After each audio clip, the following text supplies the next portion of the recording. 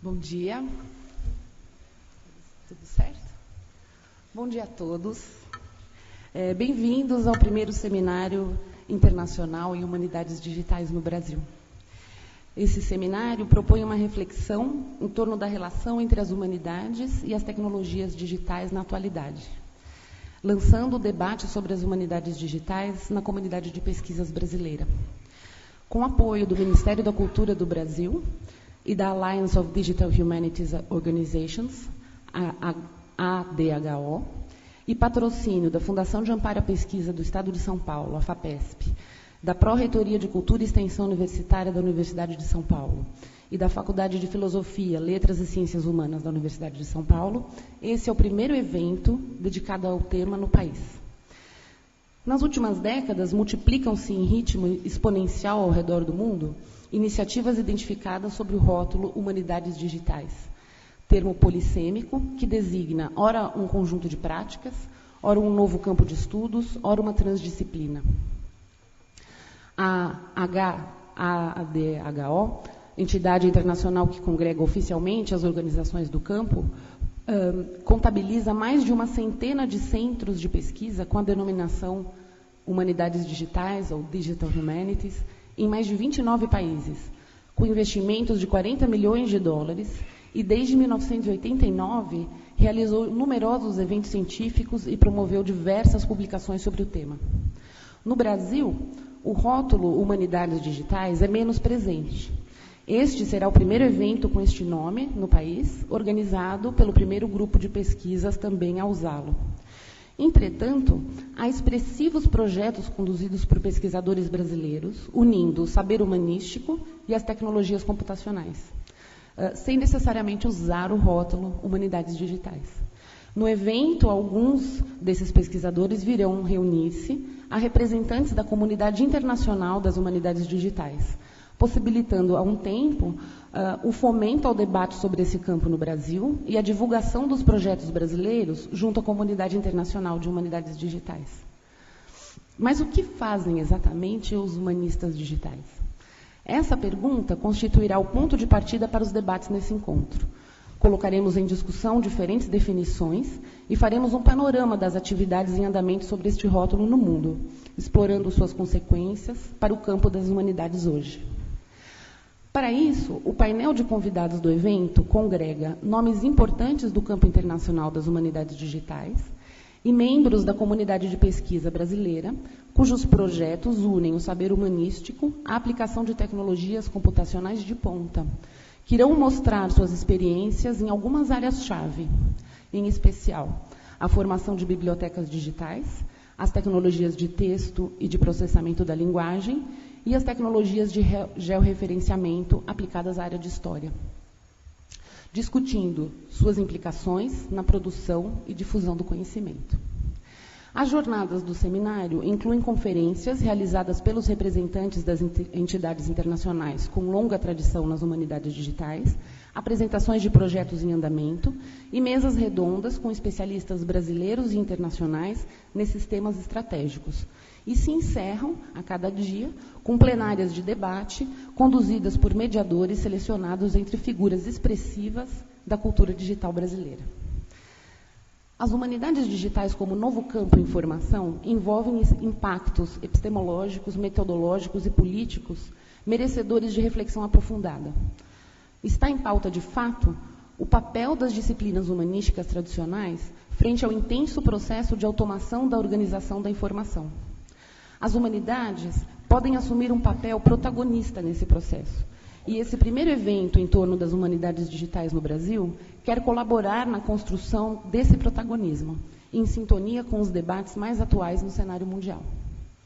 Em nome da Comissão Científica e da Comissão Organizadora do evento, gostaria de dizer que estamos muito honrados com a presença de todos os participantes, convidados e inscritos. Gostaria de ressaltar que o painel formado pelos participantes inscritos no evento inclui representantes de 4 universidades estrangeiras, 20 universidades brasileiras, de São Paulo e de outros estados, e da própria USP de 13 unidades, entre faculdades, bibliotecas, arquivos e museus da USP. Contamos também com a presença de representantes de importantes instituições públicas e privadas da área da cultura, da ciência e da tecnologia, como o BNDES, a Secretaria de Estado da Cultura do Estado de São Paulo e a Secretaria Municipal de Educação de São Paulo. Também o Instituto Moreira Salles e o Instituto Cultural Itaú e o SESC, Serviço Social do Comércio, e o Sindicato dos Bibliotecários do Estado de São Paulo. Sejam todos muito bem-vindos.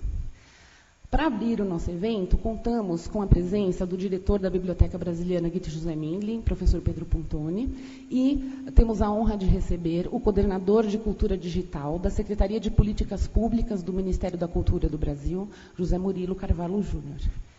Passo a palavra a eles e desejo a todos vocês uma ótima semana.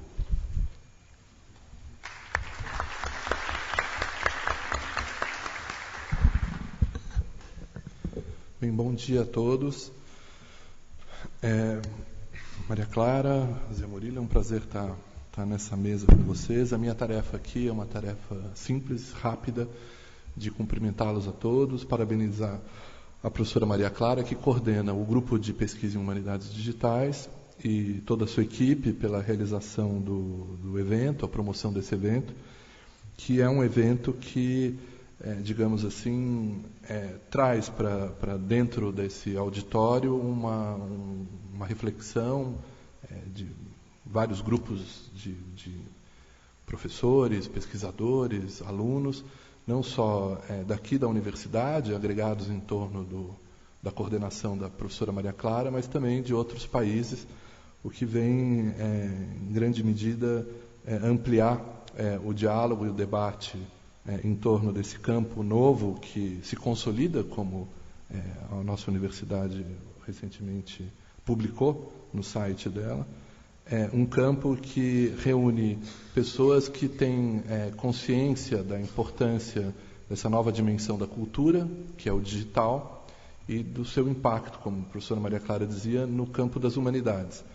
Mas também na medida em que as humanidades têm um potencial teórico, conceitual, para refletir sobre a realidade dessa cultura digital, dessa cultura que se faz através de mecanismos permeados por máquinas, por uma matematização da informação, que é um tema que eu acho que também é importante para pensar esse campo da pesquisa que está se consolidando. Tanto o uso da tecnologia e a imersão desse potencial dos métodos, das técnicas para ampliação dos conhecimentos sobre dimensões da nossa humanidade, mas também, ao mesmo tempo, usar as teorias e os conceitos das humanidades para pensar essa nova realidade da nossa cultura humana. Nesse sentido, o Zé Murilo, aqui ao meu lado, tem trabalhado já há muito tempo nessa perspectiva de pensar a cultura digital. Ele é o coordenador de cultura digital do Ministério da Cultura, que desde a gestão do Gil vem trazendo para o debate, para a discussão, essa dimensão tão importante. Hoje em dia, as telas, os computadores, a forma de escrever, tudo tem nos colocado dentro de um ecossistema novo de construção do pensamento. E eu sei que o Ministério da Cultura está absolutamente sintonizado com essa perspectiva. Então, é uma grande alegria ter o Zé Murilo aqui de novo. Eu só queria fazer uma última nota, lembrar que esse nosso auditório, que leva o nome do professor Istvan Jankson, que a gente sempre gosta de lembrar dele, ele foi um grande entusiasta dessa dimensão da cultura, do digital e do potencial que a digitalização trazia dos acervos para a democratização do acesso, para a ampliação da capacidade da humanidade de conhecer a sua história, a sua memória e se conhecer.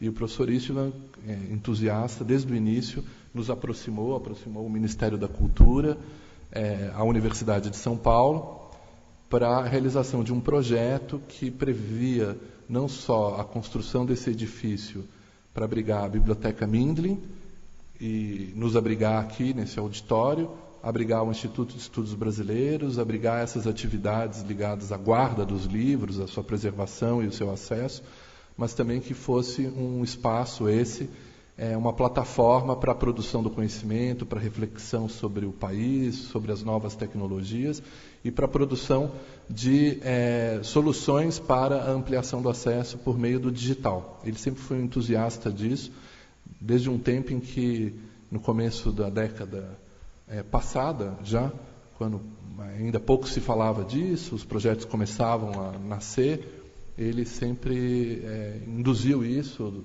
A professora Maria Clara participou desde o início desse desafio, e eu queria lembrar isso para dizer que, com certeza, o professor Eastman deve estar muito contente de imaginar que... Estaria, né, muito contente de imaginar que estamos aqui discutindo as humanidades digitais e dando um passo na institucionalização, na consolidação desse campo do conhecimento no nosso país, em colaboração com os colegas que vieram de outros países. Então, eu cumprimento a todos, desejo um bom seminário, agradeço muito a presença dos nossos convidados, sobretudo aqueles que viajaram de tão longe, tantas horas, avião e tudo. Espero que seja uma estadia também agradável e, bem, é isso. Obrigado.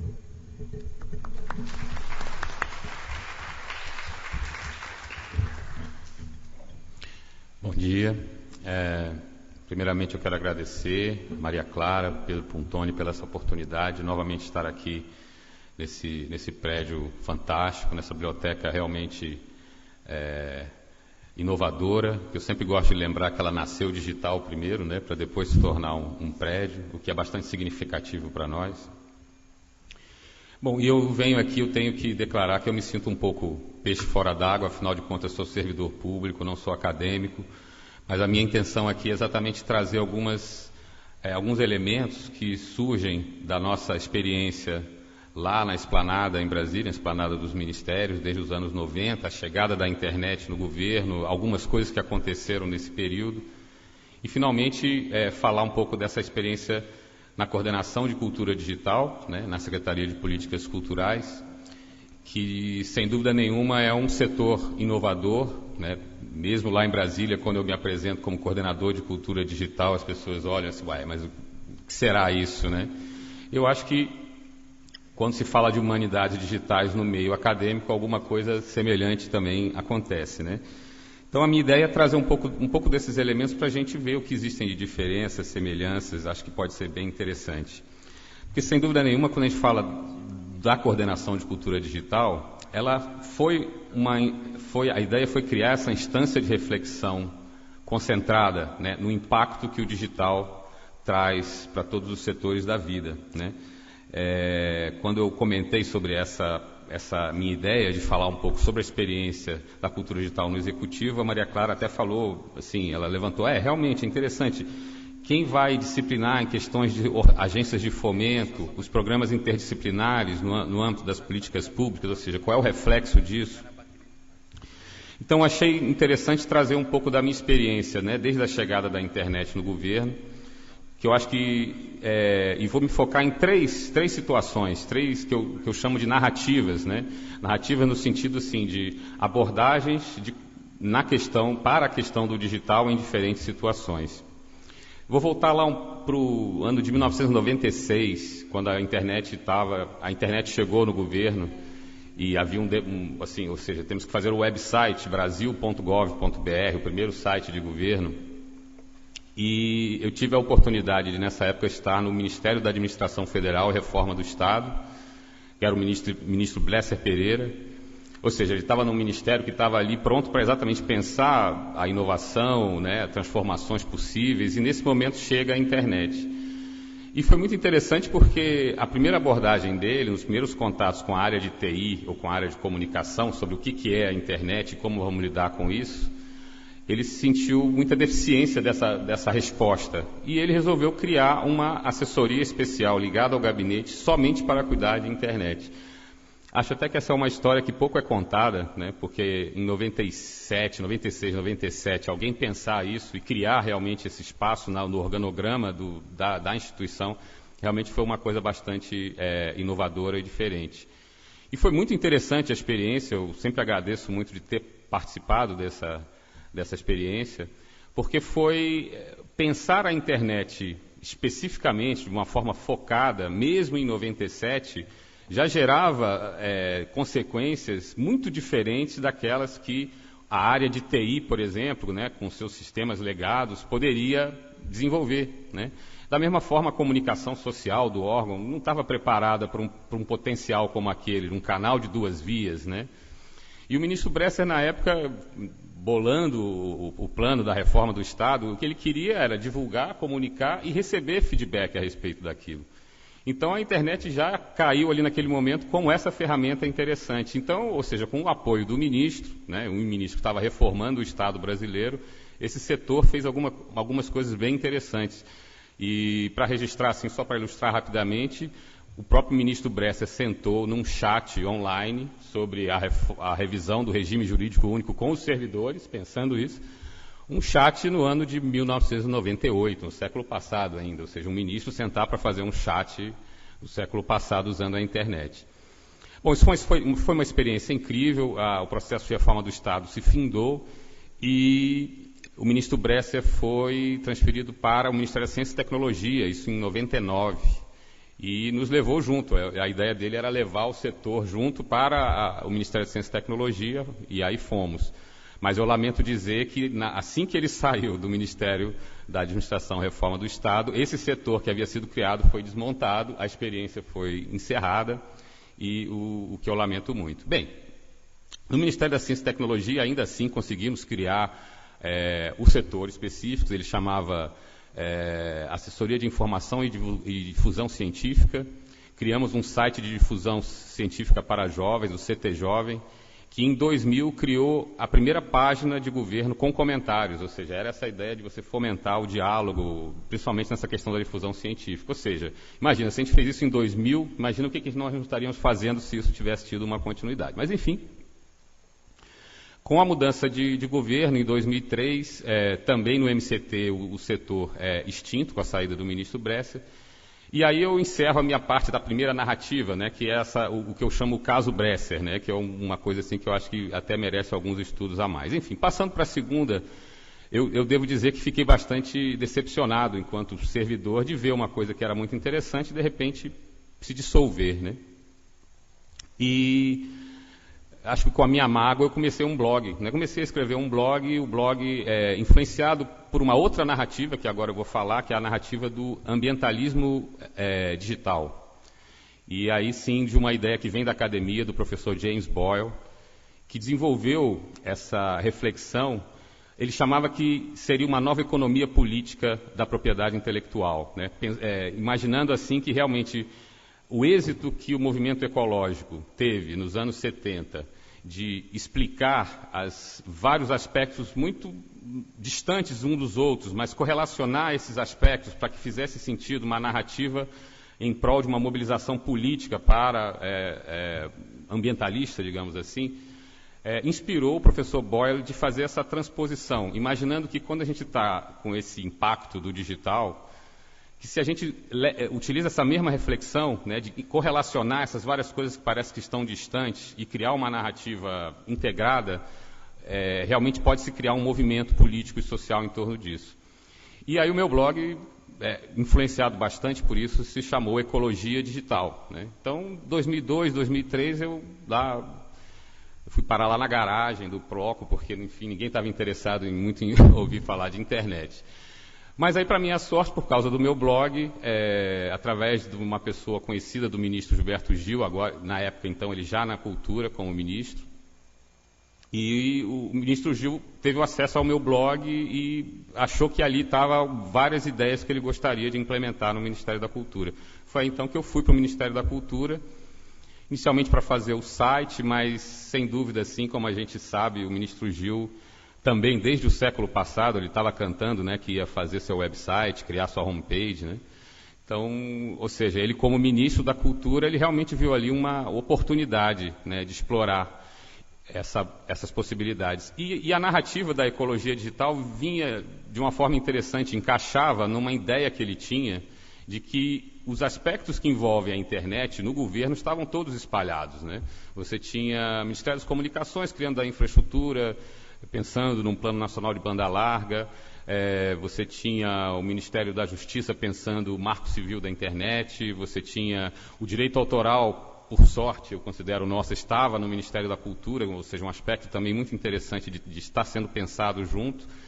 E a partir daí, então, o ministro resolveu criar o que ele, na época, era a Coordenação de Cultura Digital, que demorou a ser aceita pelo Ministério do Planejamento. O Ministério do Planejamento, o que é isso, né? Isso é muito exótico, ou seja, não tem a área de TI, não tem a área de comunicação, para que você precisa de uma área nova para pensar isso, né, de uma forma específica? Então, passou uns 3 anos assim nessa disputa para a implementação do setor. E quando implementamos o setor, já inspirados também pelo ministro Gil, a ideia, o setor nasce como uma rede social aberta, que está aí até hoje, é o culturadigital.br, que foi o espaço que abrigou o debate aberto sobre o Marco Civil da Internet, foi também o espaço que promoveu uma consulta aberta na Lei de Direitos Autorais, ou seja, buscando assim exatamente essa nova narrativa que acabou juntando partes, né, da política pública que estavam espalhadas pelo governo e criou um movimento político em cima disso. Um movimento tão político que acho que vocês devem se lembrar, quando na mudança, quando sai o ministro Juca Ferreira e entra a ministra Ana de Holanda, e cujo primeiro ato dela é tirar o selo Creative Commons do site do Ministério, o mundo caiu na cabeça dela, né? Ou seja, havia já uma mobilização política em torno desse conceito. E por que havia essa mobilização política? Porque faz todo sentido, né? Então, assim, eu não quero também me demorar muito aqui, nós estamos apenas na abertura, mas eu acho assim que eu queria provocar, porque esses efeitos que a gente viu acontecer, né, no âmbito do governo, né, no plano do executivo, no plano das políticas públicas, é potente, né? É realmente significativo. E eu acho que isso a gente pode fazer essa transposição aqui para essa reflexão das humanidades digitais no âmbito da academia. E fico muito feliz também de que a gente esteja aqui, né, no momento da abertura, unidos nessa reflexão, porque eu acho que isso também cria grande potência, né, para os nossos temas. Para encerrar, eu gostaria de dizer que nós temos hoje a ministra Marta Suplicy retomando os nossos projetos, né, relativos à cultura digital. A nossa Secretaria de Políticas Culturais, ganhou um reforço muito interessante em termos de recursos, e nós acreditamos que alguns dos projetos que a gente tinha apontado em 2010, a gente vinha muito pronto para fazer, e que por conta de transições políticas não foi possível a gente avançar, eu acho que agora a gente pode retomar isso de uma forma bem interessante, a Biblioteca Brasiliana de pé, como uma plataforma, como o Pedro falou, e certamente vamos ouvir muito falar ainda dessa parceria das humanidades digitais e da cultura digital. Bom, acho que é o que eu tenho para falar. Obrigado.